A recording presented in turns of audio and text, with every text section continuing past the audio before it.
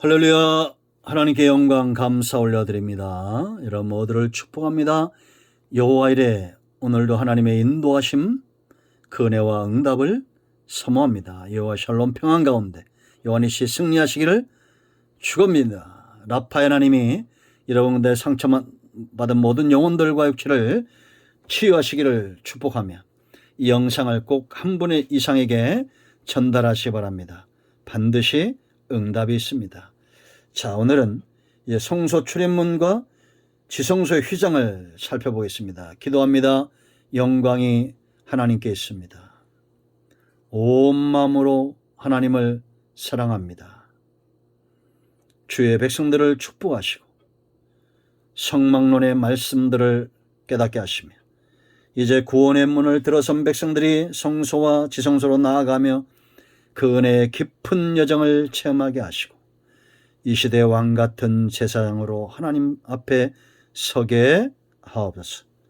종을 낮추시고 겸손하게 하시고 오직 말씀의 통로만 되기를 원합니다. 오늘도 말씀하실 하나님을 찬양합니다. 예수님의 이름으로 사모하며 기도합니다. 아멘.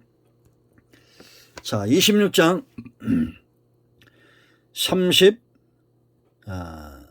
33절 말씀 보겠습니다. 그 휘장을 갈고리 아래에 늘어뜨린 후에 증거계를 그 휘장 안에 들여놓으라. 그 휘장이 너희를 위하여 성소와 지성소를 구분하리라. 아멘. 구분됐죠? 너희를 위한다고 했습니다. 왜냐? 함부로 들어가면 죽기 때문입니다. 철저하게 구별시킨 거예요. 자, 울타리에는 문이 있습니다. 이렇게 이제 구성되어졌는데 우리가 어제는 동편의 문, 구원의 문이라고 했습니다. 오직 하나의 문이고 넓고 큰 문이고 동쪽에 있었고 계시의 문, 4가지 색깔로 예수님만이 구원의 주가 되심을 분명히 보여줬습니다. 그러므로 우리가 여러분 이 구원받고 구원의 문 대신 예수님에게 들어온다는 것, 누가 예수를 믿고 교회 오는 것은 굉장히 중요한데 교회 오는 것보다 더 중요한 것은 구원의 문 대신 예수님 안으로 들어오는 것이 중요한 겁니다.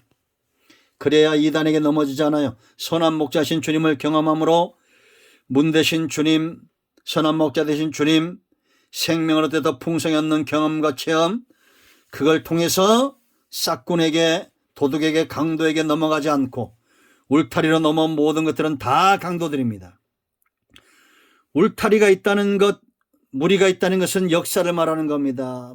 선한 목자이신 주님이 오랜 시간 동안 양떼를 거니시고 울타리를 치고 장막을 치고 하면서 구원의 역사가 있었어요. 그런데 어느 날 갑자기 그 울타리 문으로 수고도 하지 않은 강도가 부쩍 뛰어듭니다. 이만희.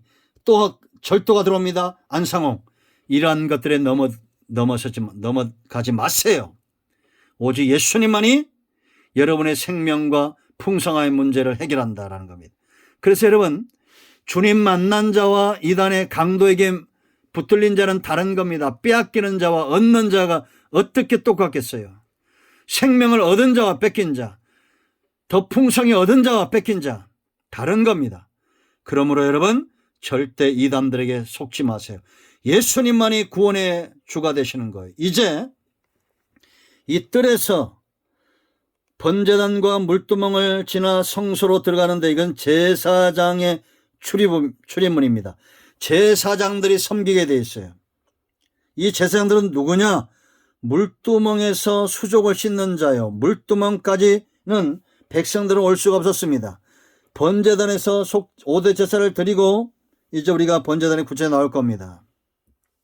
그러나 번제단과 물두멍을 지나 성소로 들어가는 자들, 물두멍에서 수족을 씻는 자들, 요즘으로 우리가 영적인 의미를 살펴보면 물두멍은 바로 세례를 이야기하는 대로 자기 부인입니다. 자기 관리가 잘 되는 자예요.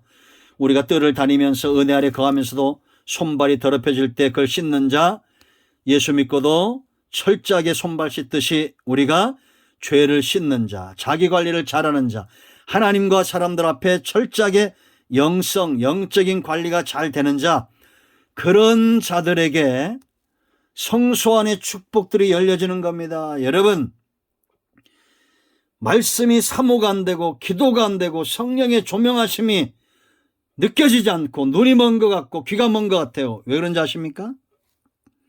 물두멍을 지나오지 않았어요. 여러분들이 번제단에서 제물이 되어 하나님 앞에 헌신의 제물이 되고 구원받은 이후에 우리가 물로 씻듯이 수족을 잘 씻으면 맑아지면, 우리의 영이 맑아지면 이제 소망의 문이 열립니다. 사모함이 되어져요. 성소로 들어가고 싶습니다. 성소에 나아가서 떡상을 경험하고 싶고 성령의 조명하심 가운데 오직 하나의 불이에요. 성소 안에 성령의 역사입니다. 여러분의 내적인 영역을 환하게 밝힐 수 있는 것은 성령의 역사예요. 여러분, 빛이 비치면 어떻게 됩니까? 어둠은 물러갑니다. 내 안에 두려움, 염려, 우울함, 답답함, 근심, 불안, 이 모든 것들은 절대 성령의 역사가 아닙니다. 아시겠습니까? 내 안에 염려가 있고 어둠이 있고 답답함이 있고 근심이 있고 이런 사람은 다시 돌아가야 돼요. 물두멍에서 씻어야 됩니다. 회개하고 죄를 자복하고 철저하게 자기를 쳐서 낮추고 그러면 이제 제사장의 반열에 올라가서 성소가 열리는 겁니다. 성소가 열리는 특징은 뭐냐? 빛이 제일 먼저 느껴지겠죠. 이제 등대에서 우리가 구체적으로 앞으로 살펴볼 겁니다. 빛이 느껴지면 거기에 힘입어서 떡상, 말씀을 이야기합니다. 말씀이 열려지고 분향단 기도와 찬양이 되어지는 거예요. 여러분, 우리가 친구를 만나면 돈이 있다가 없으면 세상에 좋은 것들은 일순간. 하루전에도 안 됩니다. 아침 한개 같아. 잠깐 좋아요. 영원한 빛을 의지해야 됩니다.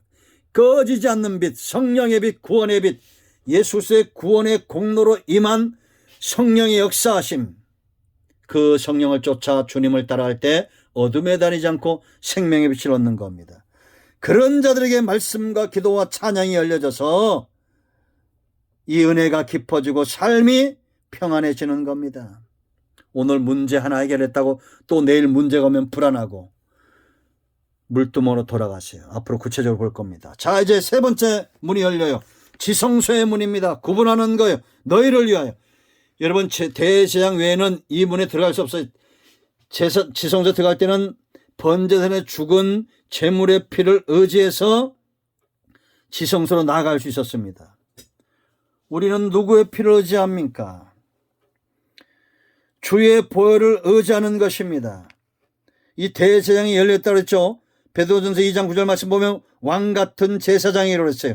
우리가 왜 왕같은 제사장이 되느냐? 주의 보혈이 우리에게 발라졌기 때문에 이제 우리는 염소나 소나 양을 잡아서 피를 뿌릴 필요가 없습니다. 왜 산소를 잡아서 껍데기를 벗기고 구슬하고 이런 난리를 치는 이런 어리석은 인생들이 있는지 모르겠습니다. 여러분 잘 들으세요. 말세가 되면 어떤 하나님의 진노가 임할 때 어떤 특징이 있느냐? 사람들이 영적인 지성소로 나아가 주의 보좌여 하나님과 만나는 이런 삶을 사모하는 것이 아니라 눈에 보기에 좋은 것을 선택하는 시대가 옵니다. 사무엘이 있었습니다. 사무엘, 이스라엘에. 사무엘 같은 선지자는 과거에도 없었는데 이런 선지자 제사장과 사사의 역할을 감당하는 하나님의 통치의 대행자 왕 같은 사무엘에 있음에도 불구하고 이스라엘은 왕을 구했습니다.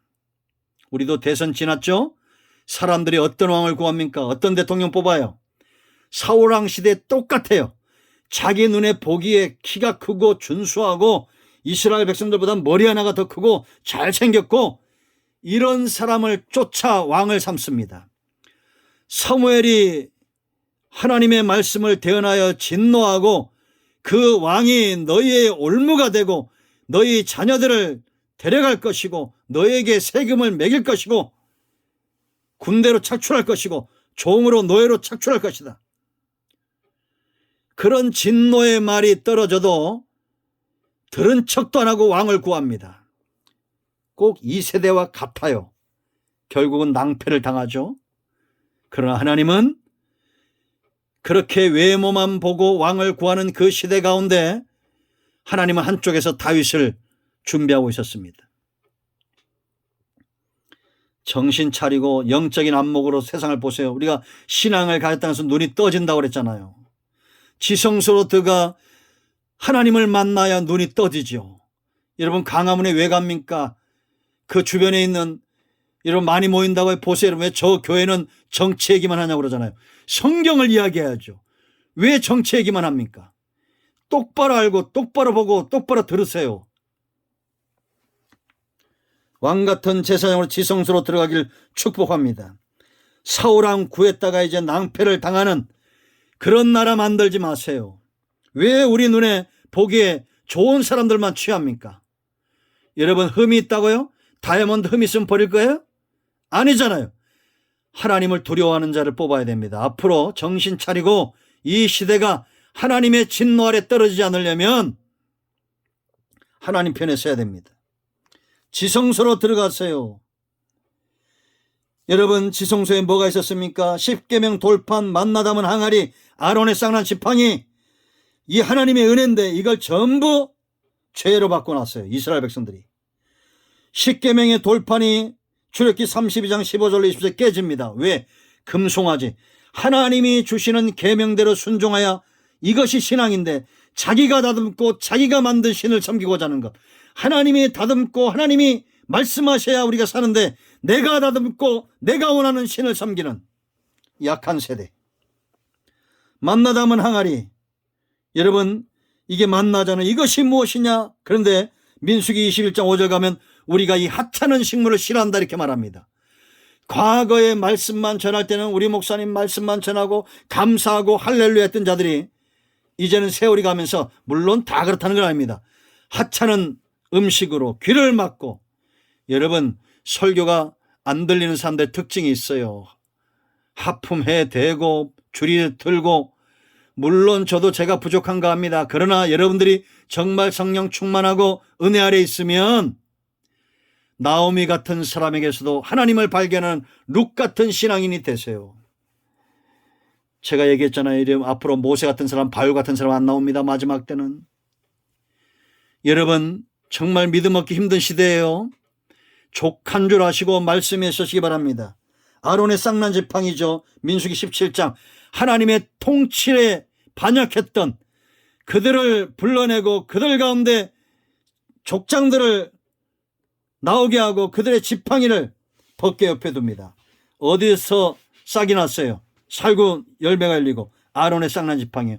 아론도 지팡이 별 볼일 없어요. 하나님이 능력이 함께할 때 거기서 잎이 나고 꽃이 피고 열매 맺는 겁니다.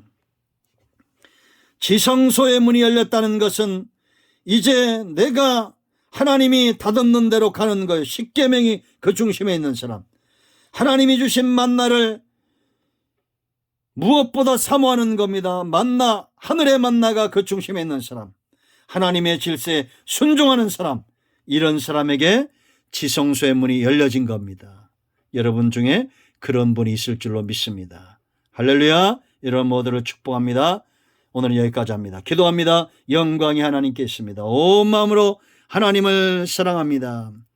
이 말씀이 열려져 그대로 순종케 하옵소서. 예수님의 이름을 의지하여 기도하는 우리 가운데 마음이 상한 자, 병든 자 치유하시고 회복시키시고 오직 은혜와 말씀의 통로가 되기를 원합니다.